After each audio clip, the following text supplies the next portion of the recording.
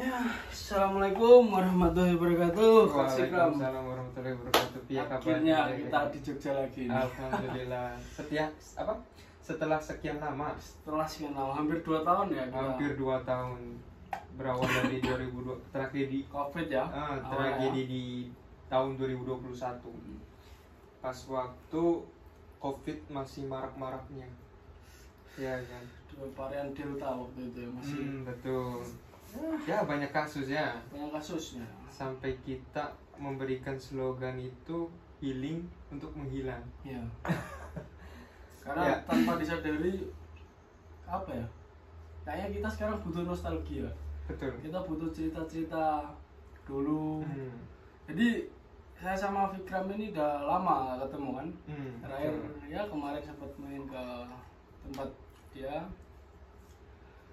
sebelum adanya ya kejadian-kejadian yang di luar nalar kita sih. Ya. Karena ya namanya manusia cuma kita bisa berdoa, berusaha. Jadi tahun 2021 sampai 2022 itu tragedi terbesar buat saya maupun buat sahabat saya Anton.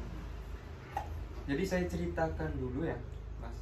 Di tahun 2021 kenapa ada slogan healing untuk menghilang.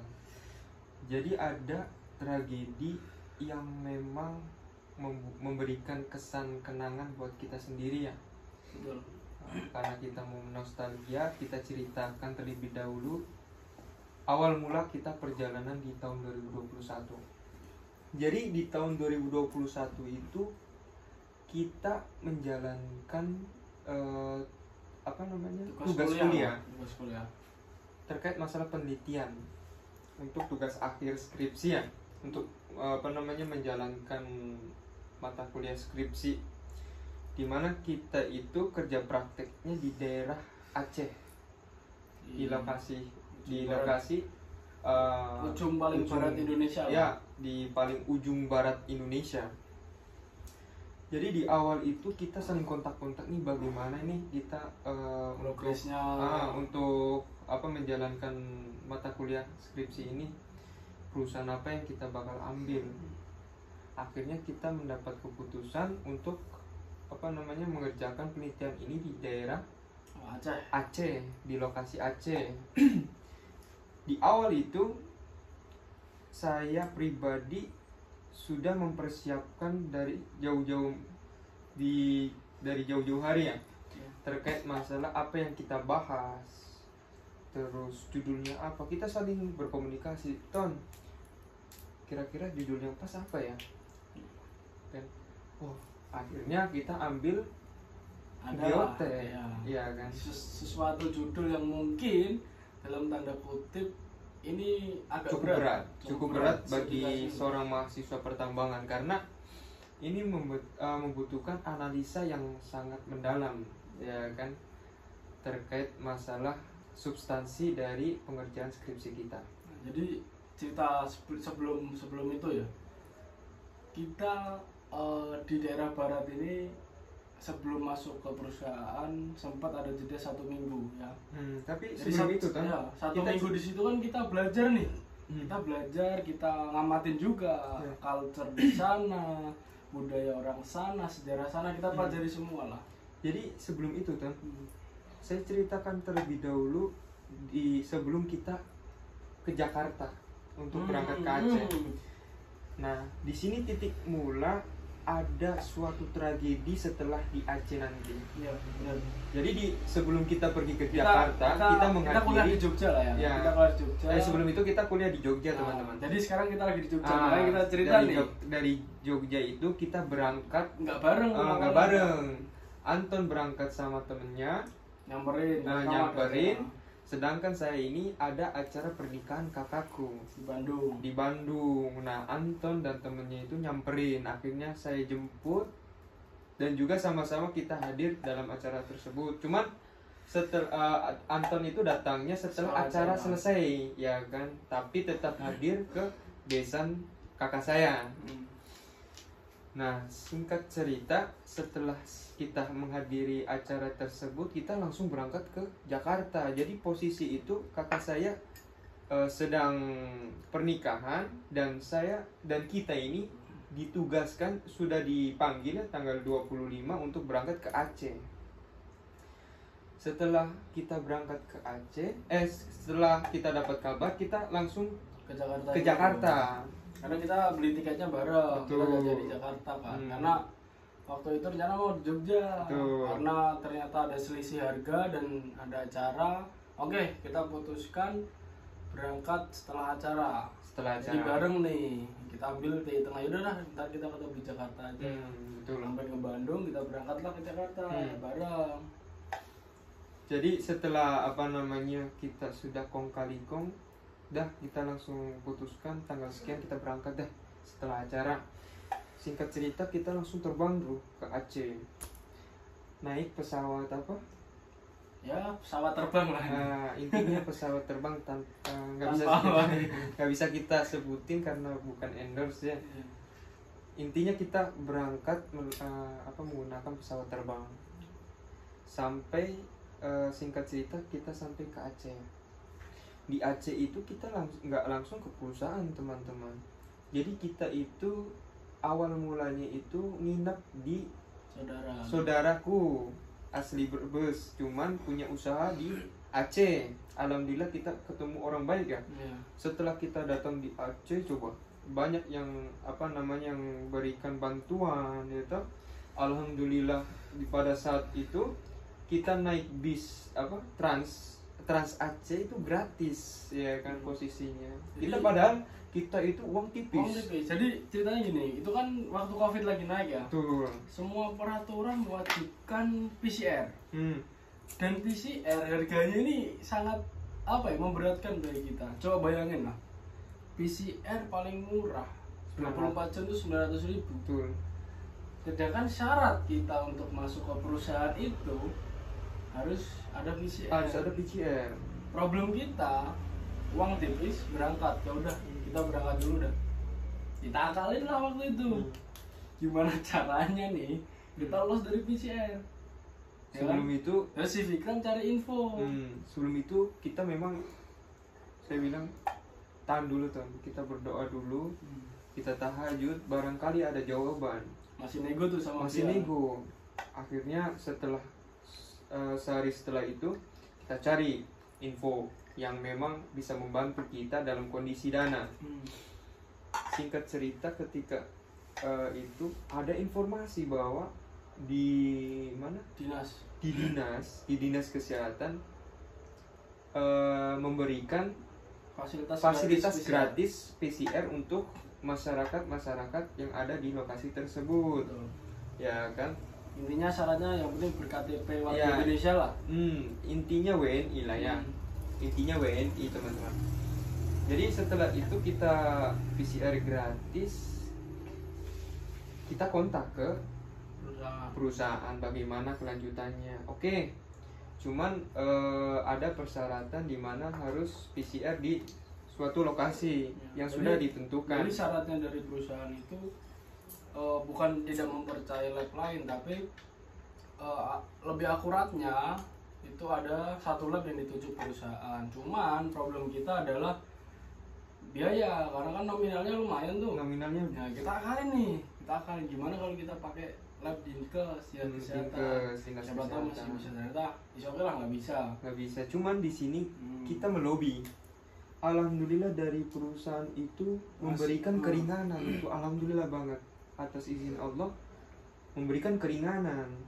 Ya udah, nggak apa-apa, ya kan. Tapi kamu harus isolasi dulu, ya kan. 1 minggu. Karena kan perusahaan itu kan punya kebijakan atau SOP masing-masing, dan itu kita maklumin. Cuman pada saat itu kondisi keuangan kita memang sangat-sangat tipis, dan Allah memberikan petunjuk untuk memberikan kemudahan bagi kita untuk melewati masalah itu ya. Masalah tersebut, dimana masalah kita itu masalah keuangan pada saat itu. Intinya kita mutusin nih, daripada kita kehilangan duit 900.000 sampai 1,5 juta lah waktu itu ya PCR. Ya udah dah, kita mending isolasi seminggu kan. Betul. Nah, bahkan 900.000 masih bisa kita hidup buat sebulan lah. Betul. Lumayan kan. Ya udah dah, kita Saya isolasi aja. Ya. Pas isolasi ini kita sambil dipantau. Iya. Dicek suhu dan lain-lain, kita nyiapin termometer dan lain-lain. Jadi di Aceh sebelumnya itu kita tinggal di ini, alhamdulillah makan dikasih, ya kan? Alhamdulillah makan dikasih, terus apa namanya, tempat tinggal kita diberikan, dikasih juga, sampai kita berangkat ke tempat daerah atau lokasi perusahaan tersebut. Jadi setelah apa namanya kita dapat panggilan, akhirnya oke, kita gas gitu kan, kita gas langsung ke TKP lokasi tersebut, tapi dengan syarat harus isolasi. Pada tanggal 9 April ya 2021 kita masuk. Nah, sebelum hari puasa, ya kan, sebelum hari puasa. Kita masuk itu sebelum hari puasa, teman-teman. Dimana di situ juga kita menikmatin makan siang, ya kan, makan siang di perusahaan, dan itu fasilitas makan di sana juga mewah. Cuman setelah itu setelah kita, jadi di sini ada mistisnya, teman-teman. Sebelum kita membicarakan tentang mistis itu, dan sebelum kita membicarakan tentang mistis yang ada di daerah lokasi di perusahaan tersebut, sebelum itu kita mengunjungi museum tsunami. Jadi kita kan? Pengen tahu sejarah di lokasi kayak gimana, tragedi Aceh. Siapa lah yang nggak tahu Aceh kan, tragedinya kita lihat, museum tsunami-nya, itu tahun 2004 ya. Kita ngobrol-ngobrol sama warga, ini gimana Pak, dan kita ceritain, disambut baik. Sebenarnya kalau kita cerita mistis, is okay, terserah mau percaya atau enggak lah ya. Yang penting kita sharing aja, karena kita bicara mistis pastinya fiktif. Cuman di sini boleh percaya, boleh enggak, silakan gitu. Cuman nanti teman-teman ada salah satu poin yang teman-teman bakal menimbulkan sebuah pertanyaan. Betul enggak ya? Ya enggak? Betul enggak ya yang terjadi itu? Nah, setelah kita ke museum tsunami, kita mengunjungi makam Sultan Iskandar Muda, Sultan Zainal Abidin dan lain sebagainya, untuk menghormati daerah tersebut. Karena ada pepatah mengatakan ketika kita mau mengunjungi suatu tempat, ini baiknya kan, di mana bumi kita pijak, di situ langit kita junjung. Iya, intinya kalau kita mau ke lokasi tersebut, ya udah ibaratnya kita sowan dulu lah. Sowan, kita berkunjung, minta doanya semoga diberikan kelancaran. Jadi ceritanya dia agak lucu sebenarnya. Jadi jarak makam Sultan Iskandar Muda dan petilasan-petilasan lain ini agak jauh dari tempat kita tinggal yang di pertama ya. Cuma kita jalan kaki, ingat nggak? Iya. Kita jalan kaki. Backpackers. Iya. Itu paling jalan kaki, hujan. Wah, ya udahlah. Jadi kita punya prinsip ketika kita mengunjungi suatu daerah, ya kan. Alangkah baiknya kita menemui siapa sesepuh dulu di situ untuk menghormati jasa-jasa beliau, untuk menghormati daerah tempat tinggal beliau, seperti itu. Perjuangan pahlawan bukan berarti kita syirik, teman-teman. Jadi kita di sini untuk menghormati, ya, intinya itu. Jadi setelah kita dari makam beliau untuk memberikan doa, terus sowan kepada mereka, singkat cerita kita langsung pergi ke Aceh, ke lokasi tempat perusahaan tersebut. Tempatnya di Aceh Barat. Kalau nggak salah di Aceh Barat, di Aceh Barat. Nah, di situ awal mula mistis itu terjadi, teman-teman. Sebelumnya itu ada orang bilang, masih ingat nggak? Yang mana nih, siapa dulu? Kalau di sana, walaupun kita pinjam korek, harus punya sopan santun, ya kan? Karena sensitif, bisa jadi itu nanti akan mencelakakanmu. betul loh. Karena di sana itu mohon maaf sangat pekat, itu kata orang situ sudah diperingatin. Baru pertama kita datang. Iya, cuman mungkin di situ kita ada kelalaian. Jadi kembali lagi ke tanggal 9 kita masuk ya. Tanggal 9 kita masuk. Setelah itu kita lebih bersingkatnya gini. Kita ceritain yang di sana berkaitan dengan mistis lah, awalnya kenapa gitu kan. Karena kalau kita bicara penelitian dan lain-lain mungkin kan terlalu mendalam. Ya, intinya singkat cerita ya. Singkat cerita tanggal 9 kita masuk. Terus tanggal apa pas bulan puasa itu kita mau ngambil sampel teman-teman. Nah, ini mungkin kelalaian juga. Jadi teman saya Anton itu mengambil beberapa sampel batu.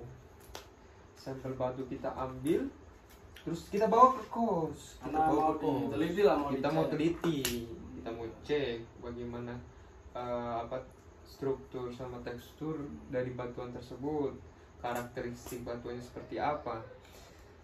Jadi setelah kita teliti teman-teman di sini, tanpa disadari di luar nalar kita, kita baru cerita, kita baru megang laptop. Iya. Anton baru megang laptop, saya pun di samping kiri Anton, dan itu saksi mata, saksi hidup ya, kamar berdua kita dulu. Jadi disinilah mistis yang memang di luar nalar kita terjadi ya, jadi gini, aku lebih perdalam. Jadi sebenarnya kita pertama kita mengira nggak ada hal mistis sama sekali. Kita ya udah kita percaya. Kita baru bisa cerita karena sudah kejadian dan kita ulas balik lagi ke belakang. Oh ternyata ada yang berkaitan. Betul. Nah, pada malam hari itulah setelah ambil sampel, main laptop nih. Aku nggak tahu. Tiba-tiba ada darah netes. Lagi tes di sini dua kali aku ngomong, Fik, ini aku agak melidik, Fik, ini darah nggak sih? Saya jawab kita apa sih, kita cek lah dia apa sih gini, nggak ada, ya udahlah, ada jejak darah, kita bodo amat, menurut saya udah bodo amat aja.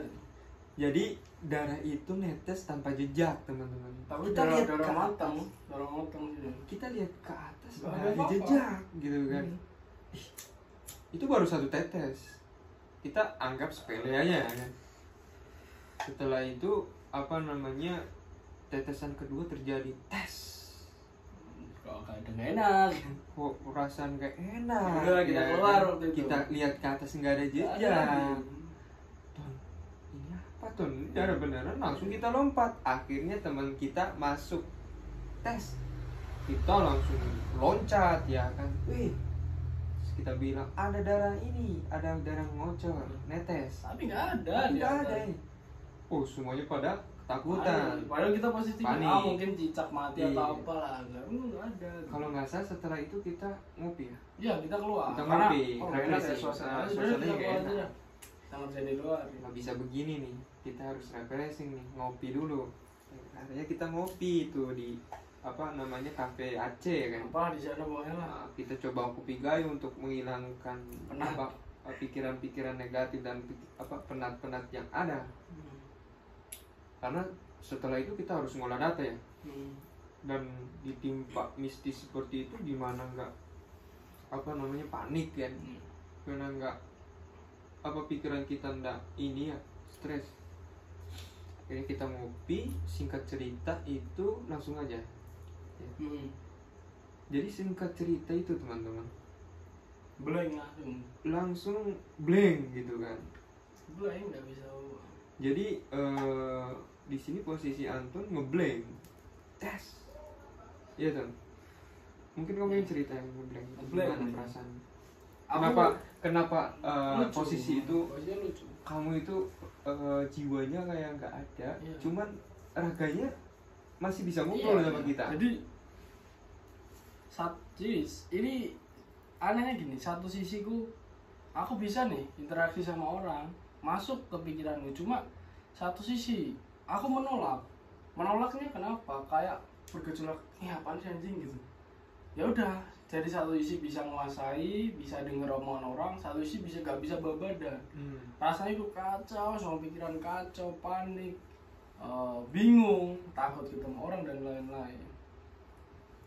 Ini karena mungkin faktor psikis mungkin lah ya, ada tekanan dari rumah, orang tua di rumah lagi sakit, ada ya banyak lah kejadian sebelum itu sebenarnya. Cuma posisinya di situ agak aneh karena aku nggak bisa ngontrol badan waktu itu ya. Saksinya si Fikram, karena emang kita di situ berdua, aku tahu gitu loh kok aku gini gitu, cuma nggak bisa ngontrol badan nih. Ya udah, habis itu kayak rasanya frustasi kok, anjir ngapain gua hidup gitu, ngapain gua ini gitu, kayak gak berguna, kayak ini, kayak semua yang aku lakuin ini salah. Semua yang aku lakuin ini takut dinilai orang salah, takut ini, takut itu, pikiran yang enggak, negatif thinking, semuanya.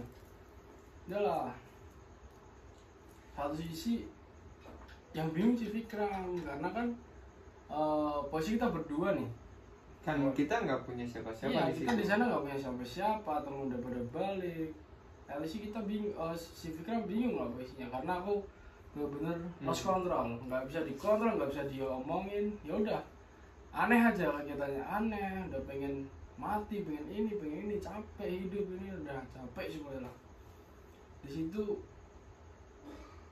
kita nggak tahu mau minta tolong siapa, posisi jauh, waktu lagi COVID dan lain-lainnya.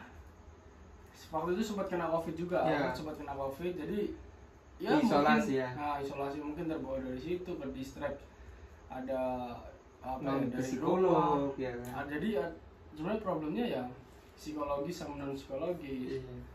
Mungkin aku kurang sholat atau apa, ya itu menjadi pelajaran sebenarnya. Kejadian-kejadian yang di luar nalar kita ini menjadi pelajaran untuk kita belajar ke depan. Nah di situ pusing nih, nggak tahu kita harus ngapain. Kita mau ngomong nggak berani, mau ini nggak berani. Ya udahlah, aku pasrah aja. Mau gimana nih? Untunglah ada Fikram. Bayangin aja kalau bukan Fikram udah mungkin angkat tangan dah gitu. Bawa semua ini. Udah nggak bisa, udah pusing di sana. Jadi yang yang terjadi di situ teman-teman, kalau yang dipelajari orang Jawa di sini ada namanya 45 pancar. Mungkin teman-teman bisa tulis di kolom komentar ya, apa itu macam-macam 45 pancar itu. Ya kan yang saya tahu kalau limanya itu diambil itu orang sudah meninggal. Tetapi kalau misalkan 4-nya doang, 3 atau 2 itu kayak orang nggak sadar, cuman masih hidup gitu kan. Orang meninggal ketika 5-nya itu dicabut semua. Nah yang terjadi kondisi Anton itu yang pada saat itu kita coba tanya sama yang ini ya Ton, ya sesepuh itu lah, dan kita coba tanya sama yang indigo. Sebelum itu jadi sebelum itu gini, aku pernah mengalami kejadian mistis di rumah. Aku tak ceritain sedikit, karena sebelum aku ke Aceh itu 2018 kalau nggak salah, 19 awal deh, awal COVID bulan Maret, ibuku sakit. Betul. Drop di rumah sakit dan lain-lain. Banyak orang datang cerita tanpa keluarga kita minta. Ada yang cerita yang aneh-aneh dan lain-lain. Aku kayak ya udah, kalau emang sakit berarti dikasih sama punya yang Allah. Tapi di situ kayak aneh gitu loh, nggak pernah ada keluhan apa-apa, tiba sakit stroke. Banyak yang cerita yang aneh-aneh nih, ini disalahin orang, ini ada yang nggak seneng dan lain-lain. Aku sebelum berangkat ada kejadian mistis. Jadi ceritanya aku pas ngerjain, inget nih, proposal ketika kita mau mengajuin ke perusahaan kan. Aku main nih laptop jam 11 malam kalau nggak salah. Jadi adikku, keluarga udah pada tidur semua kan. Itu bos ibu udah sakit. Jadi sebelahku nih musola rumah, pintunya bukaan. Nggak ada angin, nggak ada hujan. Kenapa? Cedes, nutup sendiri. Oke aku, anjing dalam hatiku bangsat. Aku masih oke gitu. Udah gak enak nih breathing. Wah, bangke ini gak ada angin terus. Aku masih lanjut. Lanjut, figurnya jatuh. Sebelahku ada lemari, ada figura foto adikku jatuh, jedas, pecah. Laptop aku matiin, ke kamar lah aku. Tidur, jam 12-an aku tidur. Tidurnya aku mimpi ada orang pakai motor Matic depan rumah naruh sesuatu barang. Dalam mimpi nih, aku mimpi lagi, jedes. Jam 2, jam 3, figura foto adikku yang di rumah yang depan, kan rumahku ada yang depan sini ada belakang, yang depan ini jatuh, jedes, pecah lagi 2 kali. Paginya aku bangun, aku langsung cerita ke bapakku, Pak, aku semalam mimpi ini. Bapakku mencoba untuk halah, terus gak usah dipikirin gitu. Tapi mimpiku kenyataan. Aku ke depan, figuranya jatuh, jedes. Aku ke depan, ada barang lah ya, sesuatu yang dibungkus ditaruh orang, anjing. Wah bangsat, nggak jelas nih gitu. Dari situ, oh sebenarnya dari sebelum itu kayak ada orang yang mungkin orang pintar lah yang punya kelebihan, mau nolong, mau magerin rumah, mau apa gitu lah. Ya udah nggak apa-apa, silakan aja. Kalau ternyata mungkin itu katanya efek dari orang yang gak suka nih. Jadi yang ngirim keluarga aku ini ternyata bukan cuma 1 orang atau 2 orang, banyak nih. Ternyata waktu itu ada dipagerin gak suka, berontak. Kirimin terus. Kejadian waktu itu sangat apa ya? Di nalarku ini aku di luar nalar ya. Aku di luar nalar, berusaha untuk gak cerita ke siapapun. Bahkan ibuku sakit pun tak tutupin. Aku nggak mau ngambil apa ya, memperlihatkan kesedihan di depan banyak orang untuk apa ya, simpati ke aku. Aku intinya ada suatu kesedihan iya, yang tertutup lah ya. Insya Allah biarin aja. Yang penting sembuh, pikir aku sembuh. Mau sakitnya dari mana, mau diapain orang, aku pikir sembuh.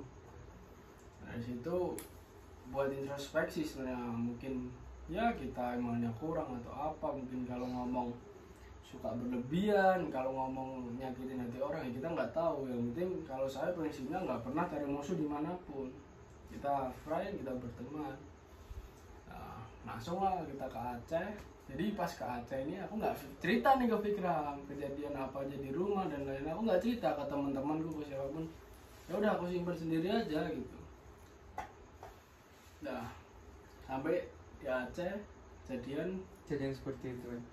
Nah pas kejadian seperti itu Ton, posisi kan Anton nggak sadar kan? Nggak sadar di mana jiwa Anton seperti ada yang narik, ada yang culik.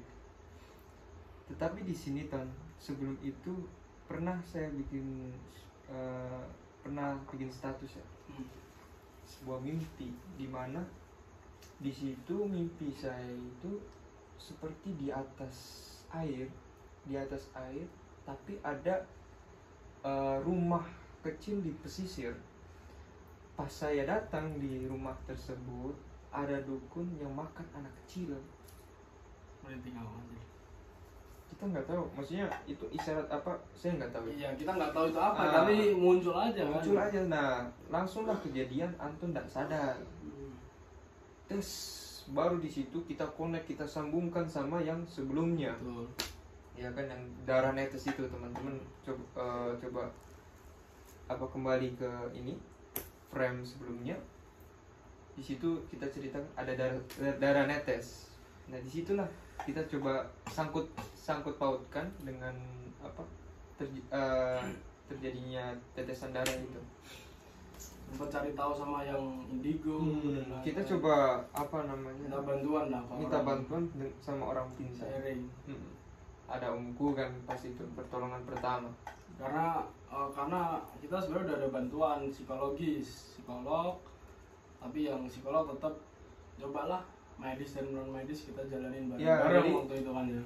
Medis sama non medis itu kita padukan. Alhamdulillah kita dekat dengan yang orang psikolog di situ di perusahaan tersebut, dan itu orangnya baik sekali. Baik. Orang perusahaan semuanya baik. Perusahaan baik sekali, care ya dengan baik, kejadian Ya mengerti lah, mengerti banget. Aku juga bersyukur. Karena yang saya dengar memang ada kasus seperti itu, cuman tidak terlalu besar seperti yang terjadi waktu kita. Jadi setelah itu tuh posisi kan sudah sudah panik gitu kan, panik. Ini sampai mau menghilangkan nyawa. Dan itu saya sendiri, tidak ada orang lain. Coba bingung. Kita mau nelpon siapa ini? Saya pegangin semuanya. Bismillah, akhirnya kita ambil keputusan untuk pulang. Kita pulang. Karena katanya kalau semahal yang seperti itu, kalau sudah mengelatin pulau, koron katanya bisa hilang gitu.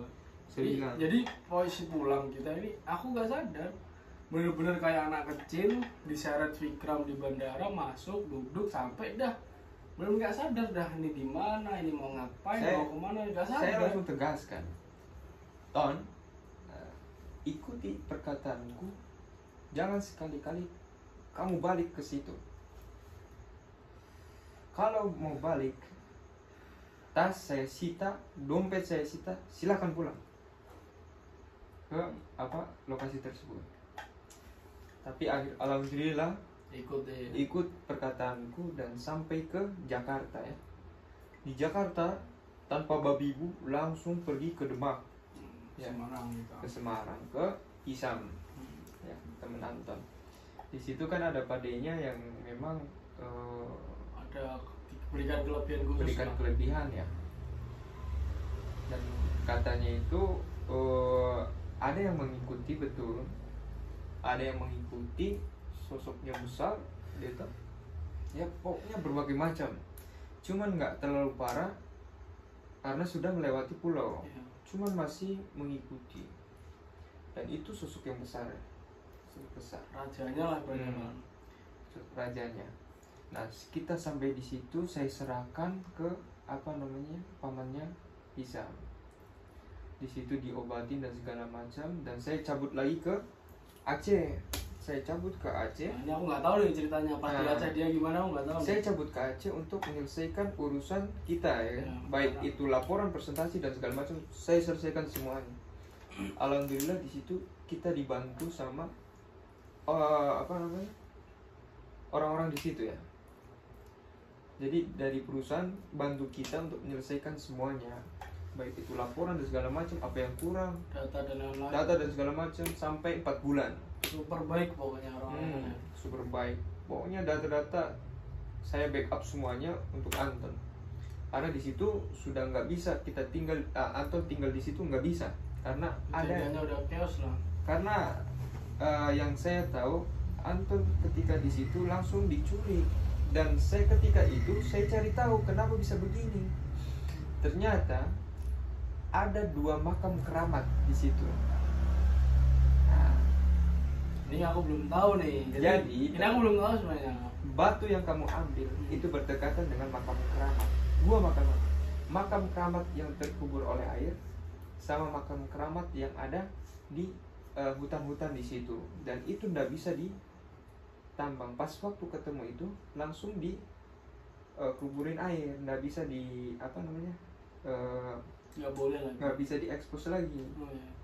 Nggak bisa dieksploitasi lagi, langsung main on, langsung ditutup gitu kan. Karena kita mau orang-orang situ mungkin untuk menghormati makam keramat di situ. Karena pada saat itu saya coba tanyakan dulunya di sini apa. Ternyata di situ tempat persembunyian gam. Bentar, nambahin dikit. Jadi tempat lokasi kita ini, mohon maaf banget, terus berduka cita sebenarnya sama korban-korban tsunami juga. Jadi, salah satu tempat paling banyak korban. Betul. Ketika kejadian tsunami itu. Itu saya baru ingat. Jadi tempat korban terbanyak pada saat bencana tsunami Aceh itu di lokasi itu. Ya, kita coba al-fatihain ya untuk mereka. Ya. sama-sama kita Al-Fatihain. Al-Fatihah.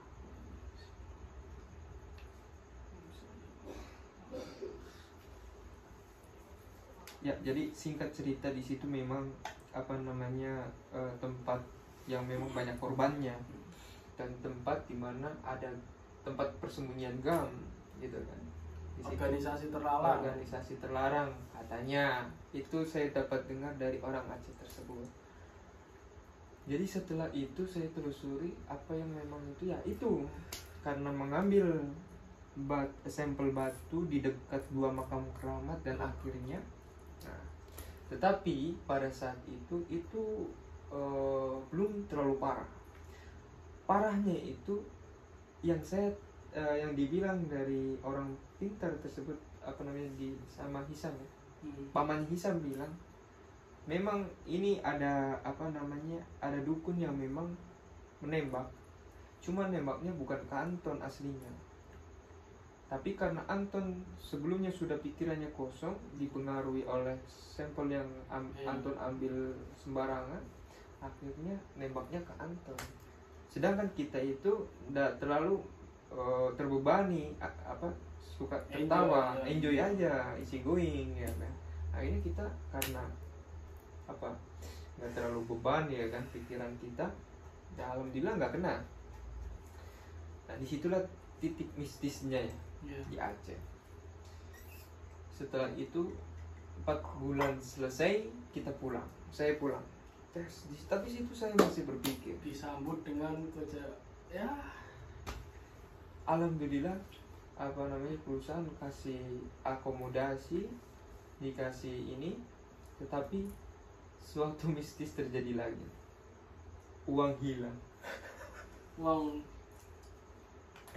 Uang kan dikasih perusahaan kan, untuk pulang. Ya, ini buat pulang karena kan 2 kali saya ke situ kan.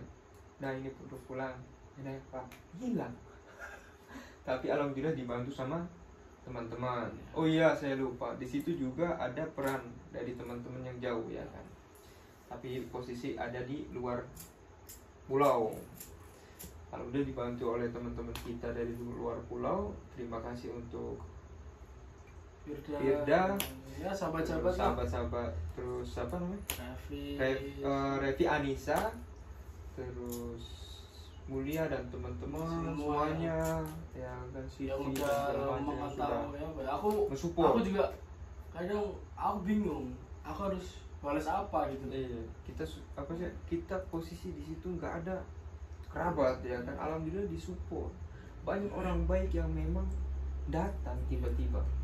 Kata-kata hari ini berarti berbuat baiklah kepada siapapun, niscaya kamu akan dibalas suatu ketika. Apa yang kita tanam maka di kemudian hari itu kita akan menuai tanpa adanya babihu. Maksudnya kita nggak nothing tulus lah, kita kita emang bantu. Ya udah kita bantulah sesama. Kapanpun saatnya Allah akan membalas 2 kali lipat. Itu yang saya pelajari di Aceh. Apa yang kita perbuat di Jogja dulu atau di Jawa dulunya dibalas ternyata pasti Aceh. Coba bayangkan teman-teman, kalau misalkan tidak ada yang bantu, saya juga jujur saja akan mati di situ ya kan, karena kita nggak tahu kepada siapa kita harus minta bantuan gitu. Disitulah banyak orang-orang yang bantu ternyata. Ya alhamdulillah setelah itu selesai tuh. Dan part itu selesai ya kan, mistis itu selesai. Setelah itu berapa bulan kemudian pulang ke rumah di kayak gak masuk akal aja, bertubi-tubi lah ujiannya yang diberikan. Ya ternyata memang mungkin banyak dosa yang kita perbuat ya. Sebelum masuk kamu, aku pulang ke rumah nih. Ketika aku waktu itu lagi terapis ya, medis maupun non medis, sama 6 bulan kalau nggak salah. Di dalam perjalanan itu dapat lagi musibah, kena tipu dengan amal 30 juta. Tertipu nih sama orang. Ya udah kayak bingung lagi ya. kok bisa gitu loh. Ya udahlah, mungkin ya ini sebagai ujian, cobaan buat pelajaran ke depan biar lebih hati-hati. Mungkin 30 itu bukan pemilihan yang murah ya. Ya, cuma ya udah kita ambil hikmahnya, karena namanya rezeki ya sudah pastikan ada yang ngatur, apalagi masalah rupiah mau berapapun ya udahlah. Aku pun juga seperti itu, pas waktu pulang dari Aceh juga hilang. Untungnya banyak teman-teman yang support. Ya, anggap saja uang itu sebagai kebaikanmu, maksudnya. Betul. Ikhlasin aja. Mungkin kita kurang sedekah. Itu untuk sedekahmu. Ya, mungkin kita kurang sedekah. Intinya uang yang hilang itu untuk sedekah. Adalah sedekahmu nanti. Ya, kita ikhlasin aja. Dari situ awalnya saya pusing gitu kan. Kok bisa kejadian mistis ini bertubi-tubi sampai nimpa saya gitu kan. Ada musibah lagi. Sampai tahu kan, saya posisi sebelum ke Jakarta gitu kan, masih di Aceh. Itu posisi saya kan di mes dulu. Bayangkan saya, alat mandi hilang di dalam kamar gitu ya. Adanya aku doang. Aku tanya sama ini yang pembersih, Mas, ini mana alat mandi gua nggak ada. Saya juga bingung. Bukan berarti menuduh gitu, atau bagaimana. Kalau bisa dibilang kan alat mandi ambil alat mandi ngapain sih kan gitu kan ya. Tapi terus beli alat mandi juga bisa kan. Iya benar. Tapi yang saya ambil poinnya itu kok bisa gitu loh. Mistis ini berlanjut ke situ ya kan. Yang jadi pertanyaan sampai saya pikir ini apa salahku ya kan. Lanjut, aku mau tersebut. Lanjut. Jadi pusing waktu itu, kejadiannya chaos banget lah intinya. Jadi ya mungkin sesuatu yang terjadi itu ada sebab akibatnya sebelumnya. Betul. Mungkin kita punya salah sebelumnya dan segala macam ya kan. Mungkin ada kesalahan yang belum kita selesaikan. Gini aja, ini kan atau belum durasinya cukup panjang kan. Kita bagi teman-teman. Jadi kan ini nostalgia kita ketika kita menceritakan di Aceh. Iya. Part 1 aja. Udah 40 menit lebih kan. Jadi mungkin itulah yang perlu kita sharing, dan mungkin waktu itu aku sempat off semua sosmed dan lain-lain. Banyak banget yang nanya, lu kemana aja? Lu di mana sih? Teman-teman. Dan aku nggak mau jawab karena aku sedang proses menerima kenyataan, karena hidup yang paling sulit adalah menerima kenyataan. Betul. Ya kan? Itu yang saya pernah bilang juga pada saat jadi ya aku mencoba relaksasi di rumah dengan keluarga, mendekatkan diri dengan keluarga lagi. Ya udah, aku ngelakuin hal-hal yang kecil di rumah, mungkin bantu orang tua dan lain-lain sebelum aku melanjutkan studi atau kembali ke Jogja sama teman-teman, karena aku lebih prioritas keluarga. Gimana pun ceritanya, gimana pun kita sejauh mungkin kita merantau, keluarga adalah tetap prioritas. Apalagi untuk alasan ibu. Kita pulang. Kan? Apalagi seorang ibu. Mungkin kisah kita di Aceh ya. Ini eksklusif, baru pertama kali nih. Mungkin teman-teman yang kepo ini ya coba lihat nanti video ini ya. Iya, kenapa Anton healing untuk menghilang ya kan? Healing untuk menghilang. Disitulah sebenarnya aku base regards atau mau ucapin terima kasih banyak, khususnya Fikram. Mau nggak tahu kalau nggak ada Fikram mungkin aku udah di mana gitu. Ya. Terus teman-teman yang lain, sahabat-sahabat yang masih care, yang mencoba untuk menghibur, mencoba untuk menenangkan pikiran, mencoba untuk ngasih support, semuanya aku gila, terima kasih banget. Aku nggak tahu mau balasnya kayak gimana. Mungkin aku kalau jadi Anton pun berat sekali, karena beban yang saya rasakan dari Anton itu cukup berat teman-teman. Mulai dari ibu ya kan, bisnisnya sampai yang lika-liku lah. Akibatnya apa terjadi pas waktu di Aceh. Jadi ya itu crash dengan yang non. Jadi pas ibuku sakit nih, cerita sedikit lah ya, ini pas nanti kembali ke yang bisa mau di rumah. Jadi pas kejadian ibu sakit ini, posisi aku lagi memegang suatu acara besar di kampus. Ditabrak sama COVID dengan persiapan yang sangat sudah siap, dengan sponsor yang udah masuk, kegiatan udah mau terlaksana semua. COVID nih hilang semua. Kenapa? Karena kita nggak biasa nih, sistem online waktu itu Zoom, Google Meet dan lain-lain belum optimal kan. Anak-anak panitia udah pulang semua, bingung posisinya. Pulang ke rumah ibu sakit. Habis itu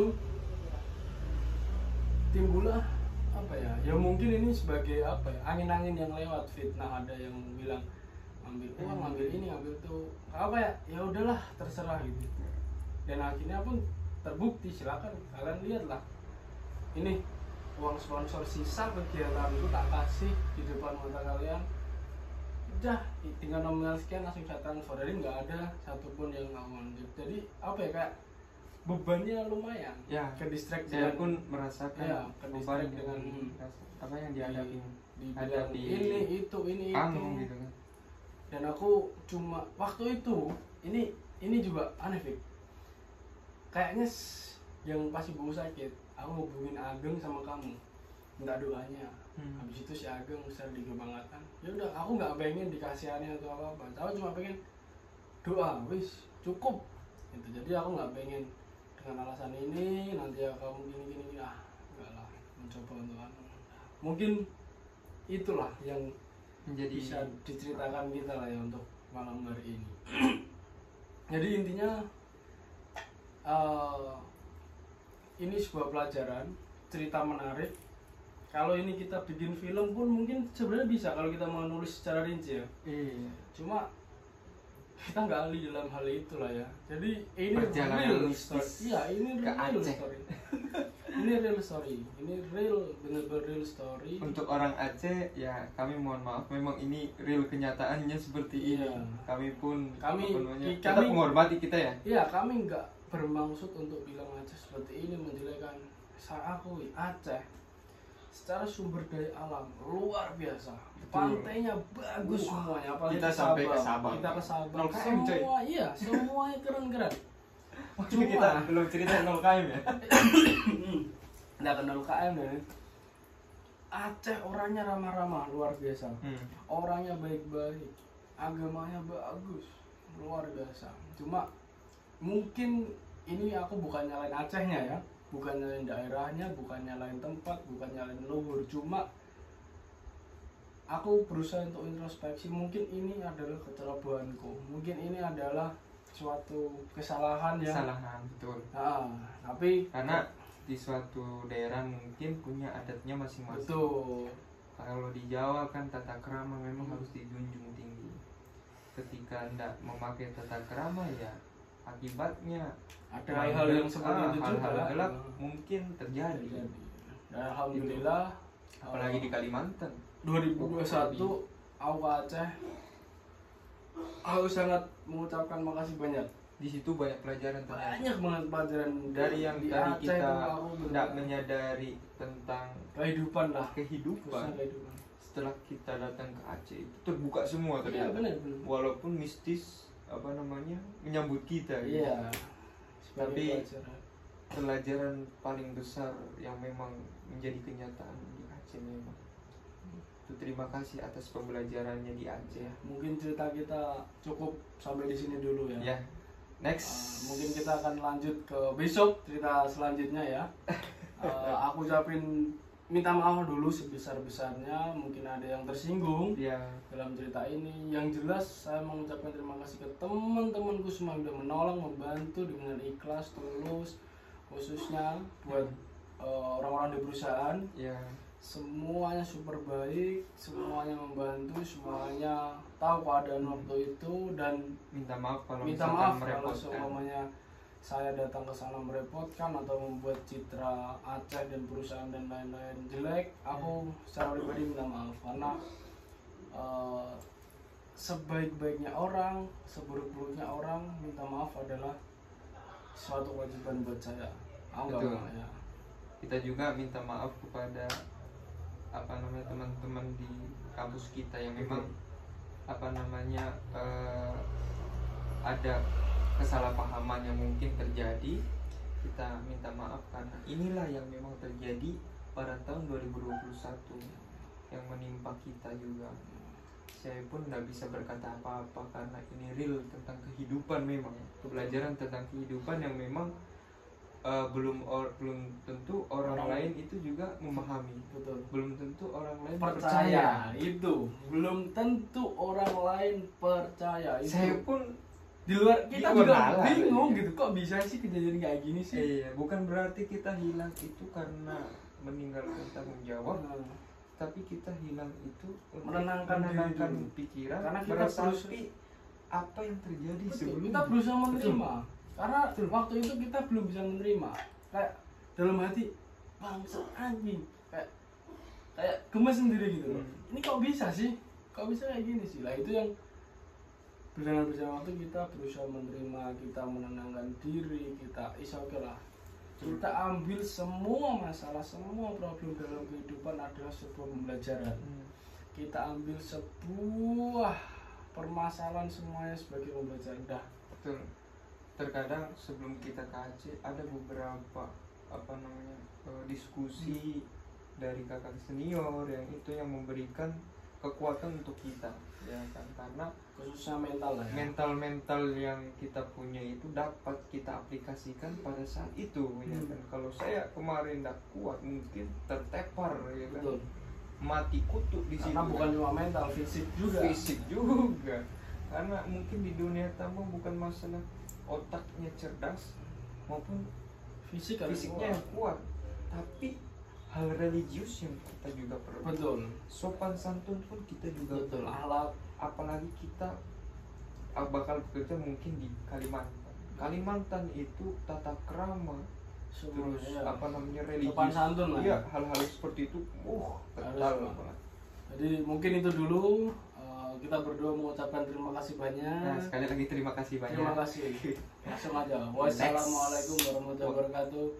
Tunggu di next video. Hatur nuhun. Salam. Hatur nuhun.